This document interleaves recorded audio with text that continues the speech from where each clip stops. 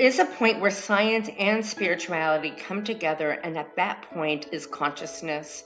Understanding the energetic structures which form the foundation for what we experience as the creation around us, our hologram, is an essential step in reclaiming our spiritual heritage as conscious co-creators within the context of the law of one. Becoming reacquainted with the physics reality of our spirituality does not mean that we have to become rocket scientists. Rather, that it's empowering for us to have a working knowledge of cosmic and universal structure, of the stages by which we and everything in manifestation come into being. This requires an acquaintance with multidimensional structure, the nature of dimensions, and even more fundamentally, an understanding of morphogenetic thought form fields and the creative power of thought. It requires a willingness to accept that our thoughts do not disappear into thin air once we stop thinking them, but they are creating a force which builds morphogenetic fields upon which manifestation will be built. Every time we think a thought, we are creating a morphogenetic field. Our thoughts don't just disappear when they leave our heads.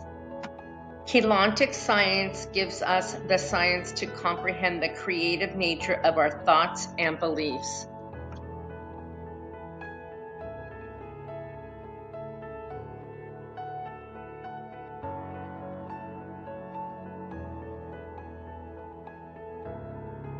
There is a specific energy reality to ourselves as soul or oversoul, and the fact that we are in manifestation in this reality field implies that we also have expression of self at these other levels. If we are not aware that we have our own family tree of consciousness that connects us directly to our origin in God or Source, and if we have been conditioned to regard ourselves as sinful, lowly, powerless creatures, we are prime targets for manipulation and control.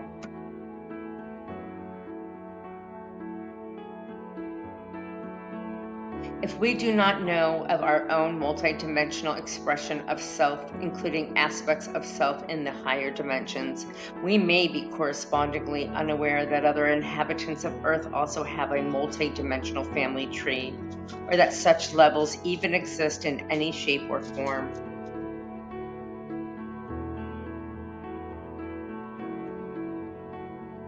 Or even if we are aware that such higher dimensions exist, or if we are exposed to energies from these dimensions, we may be more likely to be impressed by their godlike qualities and therefore to allow them to manipulate, control, or impress us. In other words, we are more likely to surrender our power to them or look to them to save, protect, or rescue us.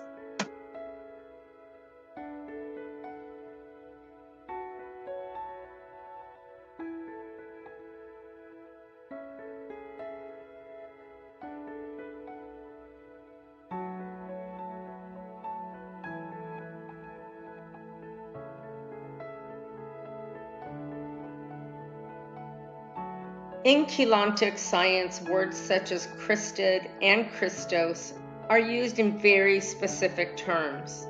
Every individual has many levels of self, one of which is termed the Christos or Maharata level, which corresponds to the 12th dimensional level of our multidimensional anatomy.